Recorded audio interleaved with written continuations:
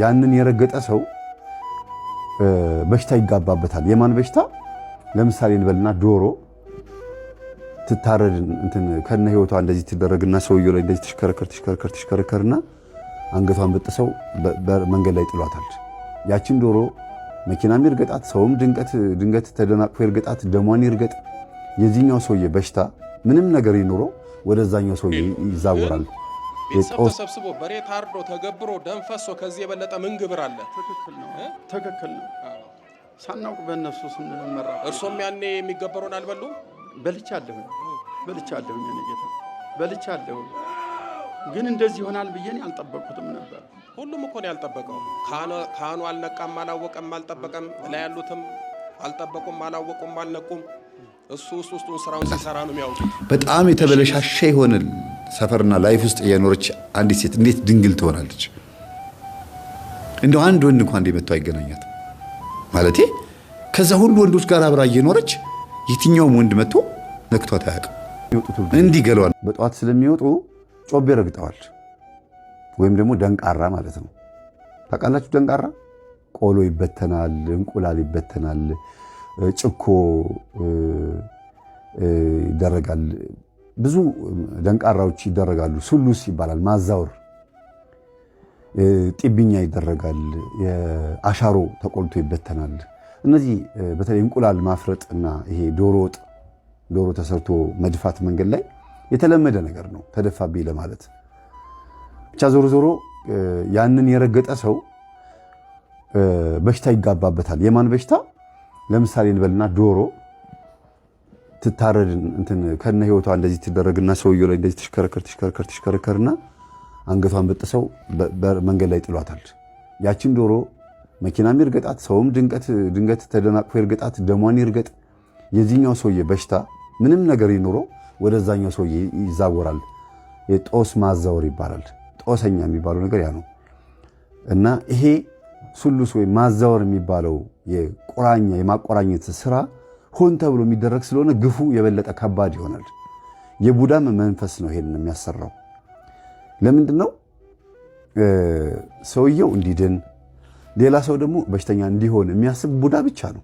በእርግጥ ሁሉ መንፈስ አንድ አይነት ናቸው። ግን የቡዳ መንፈስ የሰውን ደህና መሆን አይወድም። የኔ የምትሉት ሰው ብቻ ነው ደህና እንዲሆን የምትፈልጉት። እናንተ ቡዳ መንፈስ እንዳለባችሁ ትልቁ ምልክቱ እኔና ልጆቼ ብቻ እንዳን፣ ሌላው ሰው ምንም አይመለከተኝም ካላችሁ ተጠራጠሩት ራሳችሁን። የቡዳ መንፈስ አለ እናንተ ጋር ሆኖ ራስ ወዳድ የሚያደርግ አስመሳይ መንፈስ ማለት ነው። ሰላም ነሽ? እንደምን አለሽ? እግዚአብሔር ይመስገን። ደህና ናችሁ? እንዴት ናችሁ? ድፍት ያርገሽ የሚባል ቋንቋ አለ። ይሄ የሌላውን ሰው ክፋት እየተመኘን ከላይ አስመሳይና ሸርዳጅ ሆነን ከውስጥ ደግሞ ሌላ ባህሪ የምናሳይ ከውስጥ ደግሞ ሌላ ክፋት የምናሳይ ከሆነን ከባድ ነው ቤተሰቦች። እና ይሄ በተለይ አሁን ያልኳቸው የዘረዘርኩላችሁ መንገድ ላይ የሚጣሉ ነገሮች በሙሉ የረገጣችሁ ሰዎች፣ በተለይ አትሌቶች፣ ጠዋት ወደ ስራ የምትሄዱ ሰዎች ተጠንቀቁ ባካችሁ። አትሌቶች መንገድ ሰላም ብላችሁ ጠዋት ተነሳችሁ ጫማ አድርጋችሁ የሚገርም ስኒከር አድርገህ ስትሮጥ ያን ነገር ጨፍለቅ አድርገው ትሄዳለህ። ማታ ነው ሌሊት ነው አታውቀውም ምን እንደምትረግጥ። እገሌ ጠዋት ነው የሚወጣው ተብሎ ይታሰባል። ጎረቤት ያን ነገር ያቅደዋል። በስንት ሰዓት ነው የሚወጣው? ስለዚህ በር ላይ መጀመሪያ የሚወጣው እሱ ከሆነ እሱ ይርገጠው ተብሎ የሚረገጣል። አብራን ከርት ይደረጋል። አብራን ከርት ማለት የአሞራ ስጋ ተደርጎ ወይም ደግሞ የጥንቸልም ይሁን የምንም ብቻ የሚፈረጠጥ እንስሳ የሆነ ባህሪውን እንድትዋረሱት እኮ ነው። በዛው እንደሄደ ጭልጥ ብሎ የሚጠፋ እንስሳ ስጋው ተደርጎ ተደግሞ በር ላይ ይጣላል። እሱን ስትረግጡት እንደወጣ ቀረ የሚባል አፋልጉኝ ማስታወቂያ አላያችሁ? እንደወጣ ቀረ ይባላል። አብራን ከርት መንፈስ ነው። እና ሌላው ደግሞ ሚስቱ እንድታስጠላው ባሏ እንዲያስጠላት እናትና አባቱ እንዲያስጠሉት ተደርጎ ደግሞ የሚደገም ደግምታለ ደግሞ ስጦታ መጣውልህ ቲሸርት ገዛውልህ ወይም ይሄን ገዛውልህ ተብሎ ሲለብሰው ከዛ በኋላ የቤቱ ሳይሆን የውጭ ነገር ነው የሚያምረው። ከዛ በቃ በዛው ይወጣል ይጠፋል። የውጭ ምግብ ነው የሚበላው፣ የውጭ ነገር ነው። ቤት ውስጥ መጥቶ ተጠቅልሎ ለመተኛት ነው። ሲናገሩት አላቅልህም ነው በቃ የሚለው። እናቱንም አባቱንም ያመናጭቃል። ጥሩ ስሜት አይኖረውም። የውጭ ነገር ነው በቃ። ባልም ቢሆን ማለት ነው የሚስቱ ምግብ አይጣፍጠውም። የቤቱ ምግብ የሚበላው የሚወራው ነገር ሁሉ ደስ አይለውም። ይሄ ከውጭ የሚመጣ ቁራኛ መንፈስ ሲገባ ነው እና የቤቱ ነገር አይጣመው ተብሎ የሚባል እርግማንም አለ። ዞሮ ዞሮ እኚህ ሴትዮ የባላቸውን በሽታ አምጥተው በር ላይ ሲወረውሩ ማን ነው ቀድሞ የረገጠው? እኚህ የድሃው ባልና የድሃው አባት ናቸው የረገጡት። ወደ እሳቸው ጦሱ ተዛወረ ማለት ነው። ወገባቸውን ተያዙ፣ እግራቸው ሪህ ተያዘ። በቃ በጣም ከባድ ነው። ብቻ ቤተሰቦቼ ይህንን ጦስ ይህንን ሱሉስ የሚባለውን ወይም ደግሞ ደንቃራ የሚባለውን ማዛወር ከረገጡበት ጊዜ ጀምሮ ሰላማቸውን አጡ። ይህንን ችግር ለመቅረፍ ደግሞ ሕክምና ሲሄዱ ምን ሲሉ አባትየው ጉልበታቸው እየደከመ የሰሩት የነበረውን የቀን ስራ ተዉት። ጎበዝ መሐንዲስ ነበሩ፣ በጣም ተሯሯጭ ነበሩ። ከዛ እናትየዋ ይሄን ኑሮ ለማሸነፍ ጉሊት ሲሰሩ አብረዋቸው ሲሉ ከሚስትየዋ ጋር አብሮ መላመድ ጀመሩ ያልኳችሁ ለዛ ነው። ከዛ ሚስትየዋ ደግሞ ሌላ ህመም መጣባቸው። ሱሉስ ወይም የጦስ የማዛወር በሽታ ትልቁ መጥፎነቱ ወደ ልጆች የመዛወር አቅም አለው። እንደገና ደግሞ ሰው እያረጀ ሲመጣ ያ በሽታው ያለበት ሰው ሱሉስ እንግዲህ አባትየው ከዛ ድሮ ከነበሩበት መንደር አፍሰው የመጡት መንፈስ ነው። ያ መንፈስ ሚስትየዋ ዶሮን አሽከርክረውባቸው የሆነ ጊዜ ማታ ድሮ ነው እንግዲህ የዛሬ 18 ዓመት ሲወረውሩ በሚስትና በባል ብቻ የቀረ ሚስጥር ነው። በሽታው ትቷቸዋል። ከጊዜ በኋላ ግን ማለትም ከ2 ዓመት ከ3 ዓመት በኋላ ታመዋል፣ አይሄዱም፣ ወገባቸውና እግራቸው ሪህ ታመሙ የሚባል ወሬ ሲሰሙ አባትየው መሳቀቅ ጀመሩ። እኚኛው አባት ሀብታም አባት እና ያፍራሉ። ምን ያርጉት? ሄደው እንዳይናገሩ። ሚስትየዋና እዛ ቤት ውስጥ ጸበኞች ናቸው፣ አይነጋገሩም። አንዳንድ ቀን ነው የሚነጋገሩት። አንዳንድ ቀን እንደው ሴትዮዋ ደግ ስለሆኑ የድሃዋ ሴትዮ ደግ ናቸው። ደግ ስለሆኑ ያው የምርቃት ወረቀቱን አምጥተው ሰጡ። ይሄንን አምጥተው ሲሰጡ ወረቀቱን ሲሰጡ የውስጣቸው ያለው መልካምነትን ጭምር ነው የሚያሳየው። ለምን እስከዛች ሰዓት ድረስ ጸበኞችም ነበሩ። ጸበኝነቱ የከረረ ባይሆንም በእድር ቢገናኙም ቢል ይሄ እንደ ድሮ አይደሉም። ገንዘብ ይዋጣ ተብሎ እንኳን ከድህነታቸው ለመውጣት ገንዘብ ተዋጥቶ የሆነች ሱቅ ትከፈትላቸው ተብሎ ታስቦ በነበረበት ሰዓት የዛሬ 10 ዓመት ማለት ነው ተብሎ ነበርና ካፋቸው መጥፎ ቃላት ነው የወጣው። ምን እሷ ደህና መሬት ይዛ እንግዛሽ ስትባል እምቢ ብላ ይሄን ሸጣ ልጆቿን ሀብቷን ንብረቷን እኮ በቃ ሊያልፍላት ትችል ነበረ። ዝም ብላ ነው እኮ የምትርመጠመጠው እያሉ ክፉ ነገር ተናግረዋል። ሴትዮዋ ደግሞ ለልጆቼ ነው መሆን ያለበት። ዛሬ በርካሽ ዋጋ ሸጬው ነገ ደግሞ እኔ መቸገር አልፈልግም፣ ገንዘብ ያልፋል፣ መሬትና ንብረት ግን ትልቅ ነገር ነው ብሎ ነው የሚያስቡት እኚህ ድሃ እናት። ልክ ናቸው። በእርግጥ ዛሬ መሬት በጣም ውድ ነው አስቡትና ሱቅ ይከፈትላቸው ገንዘብ ይዋጣላቸው ሲባል ገንዘቡ መጥቶ ተዋጥቶ በጣም ብዙ ገንዘብ ነበር። ወደ 30 ምናምን ሺህ ብር ማለት የዛሬ 10 ዓመት በጣም ብዙ ብር ነው። ግን በሕክምና ነው ያለቀው። ሴትዮዋም ተደገሙ ማለት ነው። ራስ ምታት ማይግሪን አለባቸው፣ ጨጓራቸውን ይቃጠላሉ፣ በጣም ብዙ ችግር አለባቸውና ይሄ ሁሉ የመጣው በእኚህ ሴትዮ ነው። በእኚህ በምላችሁ ሀብታም እናት በሚባሉት በልጆች ይቀናሉ። 2 ህፃናት ልጆች አሉ። እቺ ሴት ልጅ አለች፣ ያ ጎረምሳ ወንድ አለ። አጠቃላይ ስንት ማለት ነው? 4 ልጆች አሉ። 4 ልጅን ጉሊት ሸርችሮ ማሳደግ በጣም ከባድ ነው። ብቻንም እንኳን ማስተዳደር ከባድ ነውና ውስጣቸው ያለው የቡዳው መንፈስ ክፉ ነበረ። በክፉ አይን ሲመለከቷቸው የኚኛው ሴትዮ በሽታ እዛ ይጋባ ነበር። የሚገርማችሁ ሴትዮ የታመሙት ህመም ሴትዮዋ ትታመማለች። ሀብታሟ እናት የታመመችው ድሃዋ እናት ትታመማለች። ከባድ ነበር ቤተሰቦች። ብቻ ዞሮ ዞሮ በጣም ብዙ ዝርዝር ውስጥ ከገባሁኝ ልጆችና ልጆች እንዳይጠላሉ ስለምፈራ ገጠመኙም ስለሚያዳምጡት በእርግጥ ጊዜው አልፏል። አሁን ተስተካክሏል። እግዚአብሔር ረድቶኝ በጣም ብዙ ነገሮች ተስተካክሏል። ግን እኔ ዘርዝሬ ስናገር በውስጥ በኩል በልጆቹ ልብ ውስጥ ያለፈ ቁርሾ ማንሳት እንዳይሆንብኝ ብዬ ነገሩ ልለፈውና ይሄ ማዛወር የሚባለውን መንፈስ እንዳዛወሩ ስለሚያውቁ ሴትየዋ ውስጣቸው ጥሩ ስሜት አይሰማቸውም።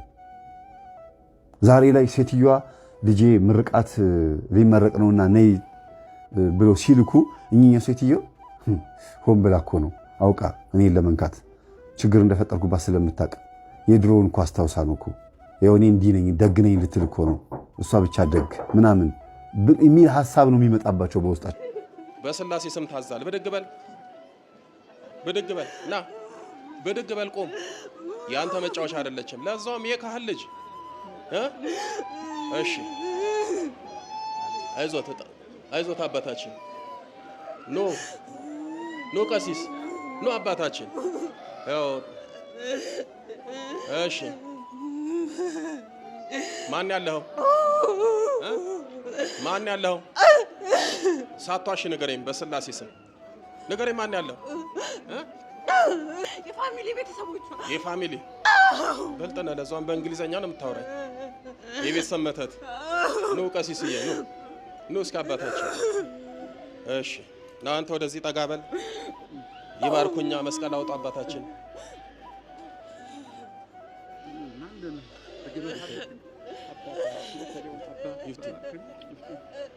የእርሶ ልጅ ናት? የመቁረጫ ልጆት ምንድን ነው የሚያረጋት? ያው በውለታ ነው። ጓደኞቿ ተሳቃይ ነበረች። ጎንደር ዩኒቨርሲቲ 3ኛ ዓመት ነበረች። ጎንደር ዩኒቨርሲቲ ነበር የምትማረው እና በጥቅምት ነው የዋለችበት የገዛ ጓደኛው በላይ ለፍልፊያ 10 ቀን ደክሜያለሁ። ስንት ዓመት ደከሙ? አይ በጥቅምት ነው የጀመረው። ጥቅምት እና አሁን አቋረጥ ወደ 8 ወር ደክመዋል። የት ቤተክርስቲያን ነው እርሶ የሚያገለግሉት? እኔ ዲማ ጊዮርጊስ ይባላል። ዲማ ጊዮርጊስ ጎጃም። በስመ አብ የሊቃውንቱ ሀገር ዲማ ጊዮርጊስ በስመ አብ ወወልድ ወመንፈስ ቅዱስ። መንገዱን አባቴ ብሎ ነርብ ነው እየተባለ እግሬ ተሰብሬ ቀርቻለሁ። ግን አዘን ነው በህልሜ ስሩን አውልቆ ራቁቱን መጥቶ እንዳራስ ላይ ታቀፉት እግሬን ዘርግቼ አሁን በያኪሙ 7 ዓመት አዲስ አበባ 11 ሆስፒታል ገብቻለሁ። ሳልደነ የቀረው እኔ ላይ ይደርበው እኔ እቺ ልጅ አድኑልኝ ነበር እኔ ላይ እንደፈቀደው እዚያው ተሰብሬ ያለው እግሬን ነርብ አለብኝ። አይዞት ቅባ ቅዱስ ቀባውታለሁ። እሺ የኔ አባቴ ይኸው ሰማጥንቼ ነው የመጣው። አይዞት ና እስኪ አንተ የቤተሰብ መተት በስላሴ ስም ታዛሃል። ሳቷሽ ተነገር። እሺ የቤተሰብ ዛር በእናት በአባት የቅድመ አያቷ የአባቷ አባት የእሷ የአባት አዎ ምን ልታረግ መጣ? እሺ የጓደኛ መተት የለም አለ። የምቀኛ ቅናት አለ። አረ ታዲያ ለምንድን ነው ዝም የምትለው? ኪዳነ ምህረት ዛሬ ወይ እሺ በእሳቸው በኩል ነው ወይስ በእናቷ በኩል ዛሮ? የአባቷ ቀሲስ በእርሶ በኩል ባያት በአባት በቅድሚያት የሚያጎራ የለም። ደምን እያለ ያፈሳሉ። አያቴ አባቴ ሲያፈስ አልገባም ነበር ብያለሁኝ እኔ። ቀሲስ ማን ነው ስሙት? ቄስ እውነቱ ፈንታ ነው። ቀሲስ እውነቱ በጣም የዋ ቄስ ነው። የሚያጎራ የለም ግን የሚያርድና ደም ያፈሳል አለ። ታዲያ ይሄ ኳልስ ሾሹም ዞር አሉ ነው። የሚታረር ካለ እኮ ዛር ነው፣ የሚከበር ካለ ዛር ነው። የግድ እኮ ማጉራት እኮ የለባቸውም። እየሰማችሁኝ ነው? የሚያጎሩት አውሊያ ያለባቸው ስፔሻሉ ዛር ያለባቸው እነ ጠቋር በስርዓት ሙሉ ሴሪሞኒን የሚፈጽሙ እነሱ ያጎራሉ። ይወርዳል፣ ይፈርዳል፣ ይናገራል። ከዛ ውጭ ለምሳሌ እስኪ በቤታችሁ የአያቶቻችሁ ጨሌ ያለ ይገበራል። አያቶቻችሁ አያጎሩም ግን ጨሌ ይገበራል። ስለዚህ ዛሩ ቤት ውስጥ አለ ማለት ነው። ደም የሚፈስለት የሚታረር ከሆነ ዛር አለ። ይሄው እኔ አይደለም ይወቀው እሱ እየተናገረ ነው። መቼ ነበር የሚታረደው? በህዳር ነው። ምን ነበር የሚያርዱት? በአያቴ አባቴ አባት በግ ነው የሚያርዱ። ግን ሰው ይሰበሰባል። ልጆች ሁሉ አያጎሩም። ማጉራት አያጎራም። ቀሲስ እውነቱን እናውራ። ቀሲስ አሁን ይሄ ማጉራቱን ተው። እዚህ ቦታ መጥቼ ገባኝ። ይኸውልዎት ማጉራቱ ችግር የለውም ግን ቤተሰብ ተሰብስቦ በሬ ታርዶ ተገብሮ ደም ፈሶ ከዚህ የበለጠ ምን ግብር አለ? ትክክል ነው። ሳናውቅ በእነሱ ስንመራ እርሶም ያኔ የሚገበሩን አልበሉ? በልቻለሁኝ እኔ ጌታ በልቻለሁኝ። ግን እንደዚህ ይሆናል ብዬ አልጠበቅኩትም ነበር። ሁሉም እኮ ነው ያልጠበቀው። ካህኑ አልነቃም፣ አላወቀም፣ አልጠበቀም። ላይ ያሉትም አልጠበቁም፣ አላወቁም፣ አልነቁም። እሱ ውስጡን ስራውን ሲሰራ ነው የሚያውቁት። እሺ የቤተሰብ ዛር በሳቸው በአባት በኩል ያለ ምንድን ነው የምታረጋት? ዩኒቨርሲቲ ነበር የምትማረው። እሺ ሰቃይ ናት። ፎር ነው የምትሰራው። ፎር በቃ ፎር። እውነት ነው። ፎር ነው የምታመጣው መቼም ስትፈተን። እሺ ዩኒቨርሲቲውና ዋሉባት ውለታ ተዚህ ሲውሉባት ይኸው በቃ ልትፈተን የካቲት ሳምንት ሲቀረው አሳብዷት አይኗን እየጨፈነ ወረቀቱ ስታይ ራሴን ልቤን ከዳ እያለች ነው ቁርጥ አውቄ አሁን እዚህ የመጣሁ በስም ጠይቄ ነው ጌታታ እንኳን መጡ ጎንደር ነው የከረምኩት ያው ኪዳነ ምሕረት ዛሬ ተፈታውታለች እሺ ወር ወር ዘክራት ነበር ኪዳነ ምሕረት ለምኜ ዛሬም ኪዳነ ምሕረትን ካልኩኝ እኔ እንጀራ አልጎርስም እና እሷ ፈቅዳ ነው ይኸው እዚህ አመጣች አይ እሷ ነች አመጣች በጸሎትም አላስተውላ መልኳን ሳልደግም አልውልም እርሶ ዳይሬክት ያው ከታቦቷ ጋር ነው ግንኙነቶት ይወዳታል እኮ ይወዳታል ኪዳነ ምሕረትን ይወዳታል 16ቷን ይወዳታል እርሶ ኪዳነ ምሕረት ይላሉ እሱ 16ቷን ይላል 16 የሚባል የለም እሺ የጓደኛ መተት ምን አርግ ተብለን የገባው ያው እንደ ተቋርጥ ነው ግልጽ እኮ ነው ትምህርቷን እንድታቋርጥ እንዴ ከዛስ አስቋረጥ አዎ ጥራ አካባቢ ፋይናል ነበረ እሺ ሳምንት ሲቀረው በቃ ማን በወርጃለች እሺ ስም አትናገር የጓደኛ መተት ነው አዎ እሱም አለው ግን ሞር እያጠቃኋት ያለ ከቤተሰብ የመጣው ዛር ነኝ ዛሩ ማን ነው ስምህ ጠቋር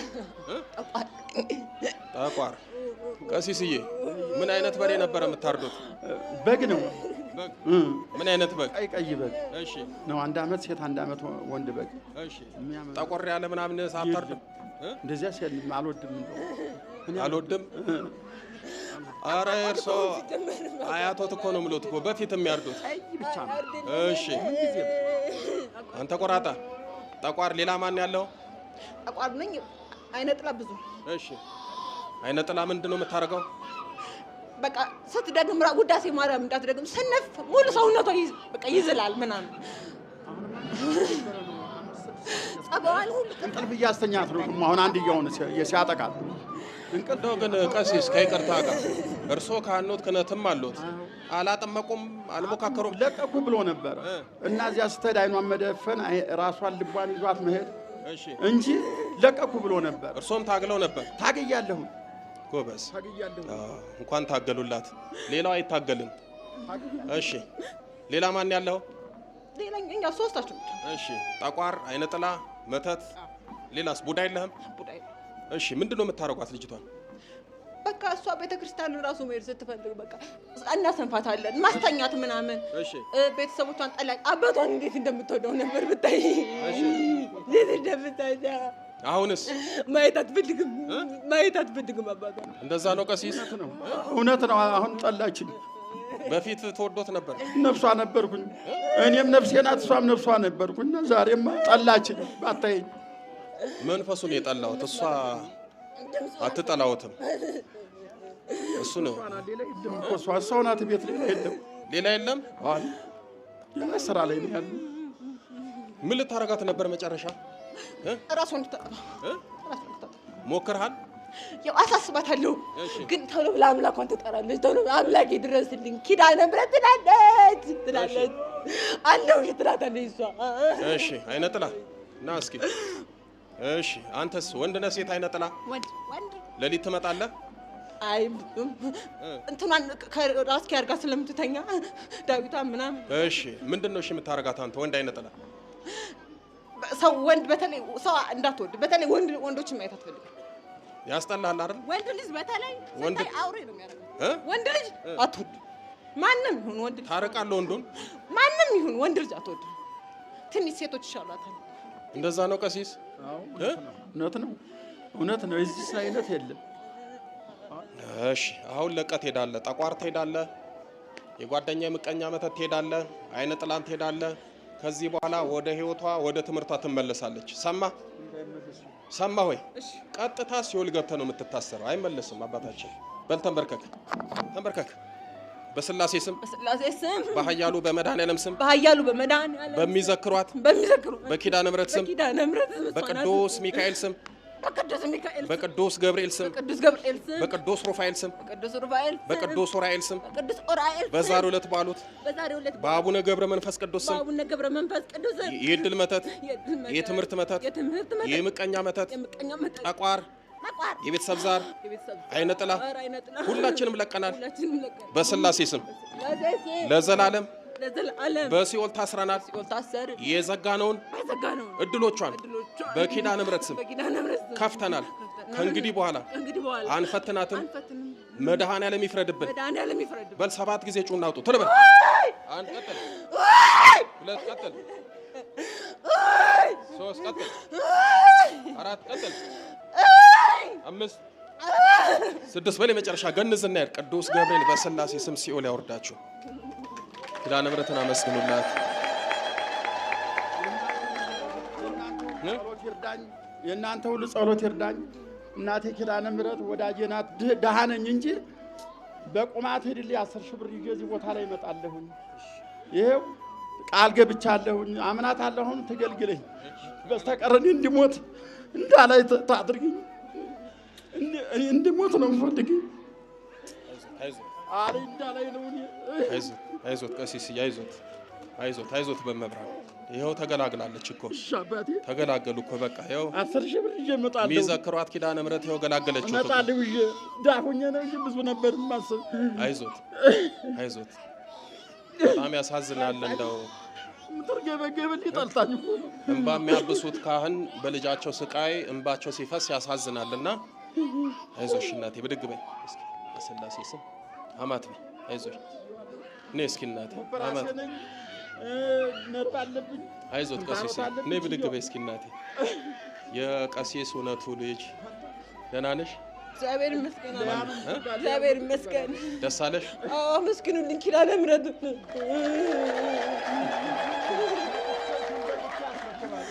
እግዚአብሔር ይመስገን። በሷ ነው እስካሁንም ያለሁት። ባህር ዳር ዩኒቨርሲቲ ትማሪያለሽ? ጎንደር ዩኒቨርሲቲ። ለዛውም ደግሞ ፎር ነበር የምታወጪው? አዎ እግዚአብሔር ይመስገን። የሷ ነው ኃይሉ ያሜን አይደለም። እሱንም እንዳትማሪ ብዙ ፈተኑሽ? በጣም አልሽል ስላቋረጥኩ በቃ ዊዝድሮው አልሞላውኝ መጣሁ። አይዞሽ ትመለሻለሽ። አባትሽንም ሀገርሽንም ታስጠሪያለሽ። እንዳንቺ አይነት ጂኒየስ ተማሪዎች ለቤተ ክርስቲያንም ለወገንም ጠቃሚ ናቸው፣ ለሀገርም ደግሞ ጠቃሚ ናቸው። በእውነት ኪዳነ ምሕረት የመጨረሻ ታድርግላችሁ በሏቸው። ቀሲስ ደስ አለዎት? ይባርኩኝ። ደስ ብሎኛል። እኔ ደስ ብሎኛል። እዚህ ቦታ ያደረሰኝ አምላክ ስሰቃይ ነበርኩ በየጸበሉ እዚህ ላደረሰች ድንግል አመሰግናለሁ። ይሰንብቱ። እግዚአብሔር ይመስገን አባታችን። አረ ምን ባርካለሁ። ባርኩኝ። ኧረ የለም አምጡ። የለም ውሃ ሽቅብ አይፈስም። በእድሜ እንኳን ይበልጡኛል። በረከቶት ይደርብኝ። እግዚአብሔር ይመስገን። ሊያ መብራን ትባርክሽ። ወላዲት አምላክ አትለየሽ። ኪዳነ ምሕረት የመጨረሻ ታድርግልሽ። አይዟችሁ ቁጭ በሉ ቀሲስዬ። እለፉ አባታችን እለፍ። ሊያ በሆነ ሰፈር ውስጥ በደንብ ስሙኝ። ዱርዬ በሆነ ሰፈር ውስጥ ቀውጢ በሆነ ጸባይ ላይ ሆነ። ቀውጢ ስላችሁ በጣም ኃይለኛ ጸባይ ነው ያላት። በጣም የተበለሻሸ የሆነ ሰፈርና ላይፍ ውስጥ የኖረች አንዲት ሴት እንዴት ድንግል ትሆናለች? እንደው አንድ ወንድ እንኳን እንደመጣው አይገናኛት ማለቴ። ከዛ ሁሉ ወንዶች ጋር አብራ እየኖረች የትኛውም ወንድ መጥቶ ነክቷት አያውቅም። እንዲህ ገለዋን ነክቷት አያውቅም። ትጫወታለች፣ ኳስ ትጫወታለች፣ አብራቸው ፊልም ታያለች፣ ምናምን ኳስ አርሴናል፣ ማንቸስተር ምናምን ትላለች። ከዛ ደግሞ ግጥም ትገጥማለች፣ በዛ ትሄዳለች፣ ምን ትላለች። በቃ ላይፏ ዝም ብሎ ውሃ ታውቃላችሁ። ለዚህ ነው እኮ ሴቶች 1.1 ማለት ነው አጠቃላይ አንድ ከግማሽ ከአንድ አራተኛው ማለት ነው ውሃ ናቸው። አንድ ተኩል ደግሞ መሬት ናቸው የሚባለው። ውሃ ዝም ብሎ በባህር ላይ እንዲዋልላል አይደል? ሴት ልጅ ልክ እንደዛ ነች። በቃ እቺ ልጅ የሚሰበስባት ነበር ለካ የጠፋው እንጂ ልቧ ንጹህ፣ በጣም የዋህ ገር፣ እንደው ለእንትንም ቅርብ ናት ራሱ ለመሰበርና ለተፈጥሮ ለስሜት ራሱ ቅርብ ናት። ብዙ ጊዜ ድንግል ሴት ደናግላን የሆኑ ሴቶች መጽሐፍ ልቦለድ መጽሐፍ ሲያነቡ ፊልም ሲያዩ ወይ ደግሞ አንዳንድ ነገሮች የተለያዩ ፋሽን ምናምን እንደዚህ ብቻ የሆነ ገና ድንግል በሆኑበት ሰዓት የሚያዩቸው ነገሮች በጣም ኤግዛጀሬት አድርገው ነው የሚያዩት። ኢቭን ድንግል የሆነች ሴትና ድንግል ያልሆኑ ሴቶች በአንድ ሙያ ላይ ያላቸውን አመለካከት ብትጠይቋቸው የሚጽፉት ጽሑፍ አንድ አይነት አይደለም፣ ይለያያል። ለህይወት ያላቸው እይታ ቪው ፖይንታቸው ብዙ ወንድ የምታውቅ ሴትና ምንም ወንድ የማታውቅ ሴት ለህይወት ያላቸው ትርጉም ይለያያል። ተፈጥሮ ላይ ትኩረት ታደርጋለች ያልኳችሁ ለዚህ ነው። ለምን ሌላ ነገር አታውቅማ? ምን ታውቃለች እቺ ልጅ? እና ማለት ለካ አብሮ ከወንድ ጋር እየኖረም ወንድን አለማወቅ አለ፣ ወይም ደግሞ ወንድን አለመገናኘትም አለ። ገረማት። እሷ ትምህርቱን እያዳመጠች ስቅ ያለቀሰችው በደስታ ነው። ከዛ ሌሊት 7 ሰዓት ነው ምናምን ላይ ደወለችልኝ። ከወንድሟ ስልክ ተቀብላ መምህር ማግኘት ፈልጋለሁ አለችው። ከዛ ደወለችልኝና በጣም ደንግጬ የተነሳሁት ከእንቅልፌ ምንድነው ማነሽ አልኳት። እገሊት ወይ ደህና ነሽ እንዴት ነሽ? ምን ነው ስላት ጊዜ ደስ ብሎኝ ያለቀስኩት አለች። ምን ነው መምህር እኔ አንድ ወንድ ነክቶኝ አያውቅም፣ ግን ዱርዬ ነኝ። እንደዚህ አይነት ሴት አይተህ ታውቃለህ አለች። አዎ እጠጣለሁ፣ አጨሳለሁ፣ እቀማለሁ፣ በቃ ሁሉ ነገር አደርጋለሁ፣ ገጣሚም ነኝ፣ እንደገና ምንም በቃ አይቀረኝም፣ ሁሉን ነገር ማድረግ ነኝ፣ ግን ወንድ በጭኔ መካከል ገብቶ አያውቅም አለች። በይ እንግዲያውስ እንደዛ ከሆነ 3 አማራጭ ነው የምነግርሽ አልኳት። አንደኛ እናትሽ ላይ ያለው ወንድ የማይወድ መንፈስ ከባልሽ ጋር ከአባትሽ ጋር የሚያጣላቸው መንፈስ፣ ወይ ደግሞ አይነ ጥላ አብሮ የተወለደ አይነ ጥላ እናትሽን በቡዳ የበላ አንቺ እርጉዝ በነበርሽ ጊዜ ማለት እናትሽ አንቺን እርጉዝ በነበሩ ጊዜ በቡዳ የበላቸውም ሰው ካለ ወይም የበላቻቸው ሴት ካለች ያ መንፈስ አንቺ ላይ ያርፍና እንደዛ ያረጋቸዋል። ያ መንፈስ አንቺ ላይ ያርፍና በፍጹም ሌላ ወንድ እንድታገቢ አይፈልግም። አንቺ ጋር አብሮ አድጎ ሚስቴ ናት ባሏ ነኝ ብሎ የተቀመጠ መንፈስ አንቺ ውስጥ አለ ማለት ነው። ስለዚህ እኔ ውስጥ አለችኝ። አዎ።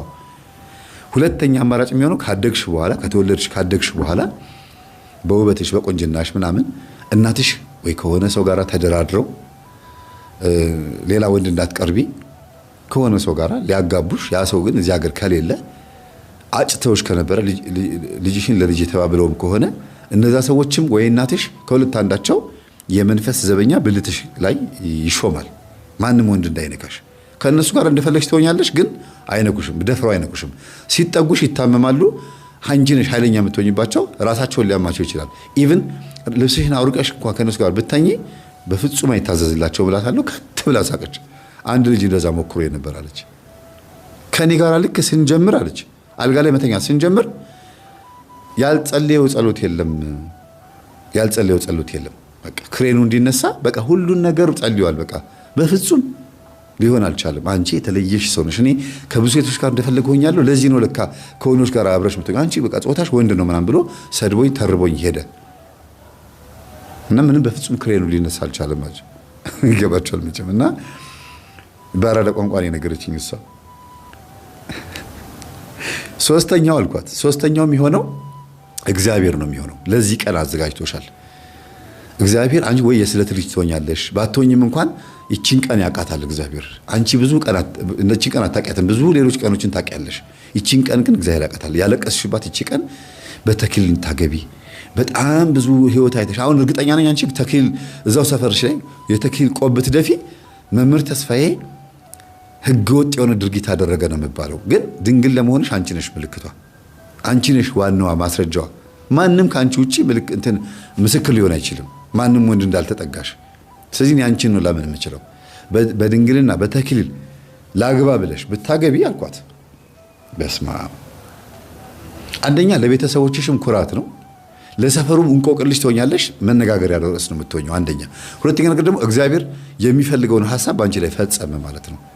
አንቺ የእግዚአብሔር ነሽ። በቃ ምንም ወንድ ነክቶሽ አያውቅም አልኳት። ያ ሁሉ አባትሽ የተናገሩት ወንድምሽ የነገረኝ እኔም ያየሁሽ እኔም አይቼሻለሁ፣ በተወሰነ መልኩ አይቼሻለሁ። በዚህ ልክ የነበርሽ ልጅ ጭራሽ አልኳት። እሺ መዳራትስ አልኳት። በፍጹም አለች። መዳራት ማለት መተሻሸት ማለት ነው።